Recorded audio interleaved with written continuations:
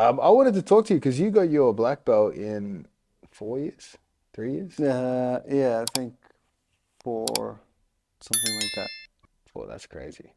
Yeah, I got it after my ADCC 2009. I went back to New York and then I got my black belt from Henzo. And then I think I'd been training for, yeah, about 4 years, I'd say.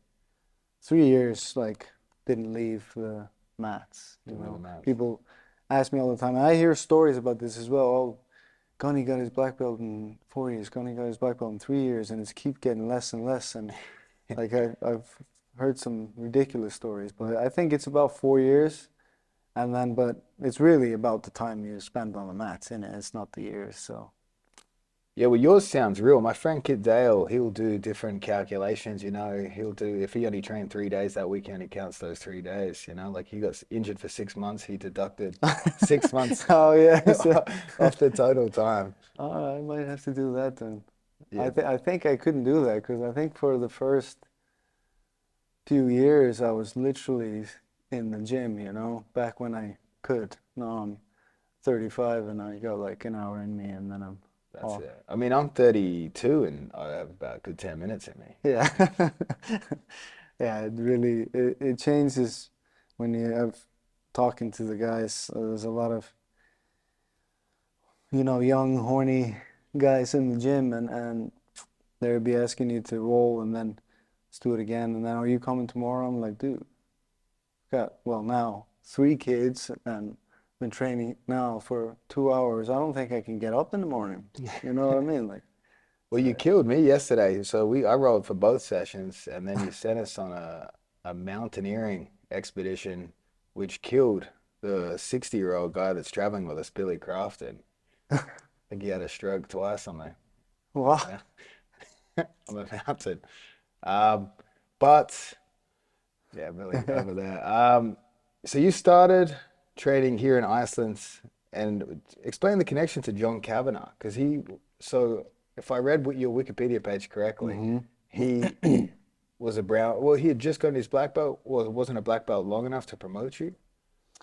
Um, I'm not sure what if that's true, but that's not really wasn't really the case. It was more of that I was with John from the start. Well, John came to Iceland, and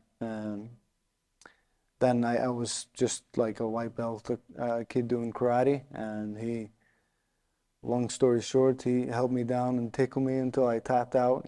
So I was like, this is phenomenal. And at the time, he was also smaller than me. I was like, how is this possible? I can't do a thing. And that's when I was like, I gotta learn this stuff. Before that, I was more just stand up and keeping it standing and stuff. So I went to 2007. I went to Ireland to train with John, and I had my first fight in Denmark. And after that, I was always training with John. I was in Ireland for a few months, and then I went to Manchester to train with. Went to Manchester to train with Carl Tanswell, uh, and yeah, I was kind of going back and forth and going home, and but spending most of my time in England or in Ireland. So when I go to New York, this is, I want to say 2008 or 9.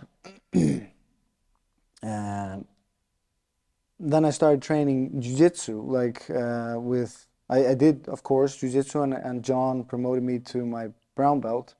And then I joined the team, Enzo Gracie team, and we were just kind of training a lot with the gi and stuff, which when I got there, I was like, holy shit, these guys are good. You know what I mean? Especially when we were wearing the gi, I could hold my own a little bit no gi, but when I put the gi on, I was getting torn apart. You know what I mean? And so I kind of fell in love with that when I was there, and I was doing a lot of gi, and my game was getting a lot better, and yeah, and then I competed with the guys in ADCC, and then after I received my black belt from Henzo, and So yeah, that's kind of the story. And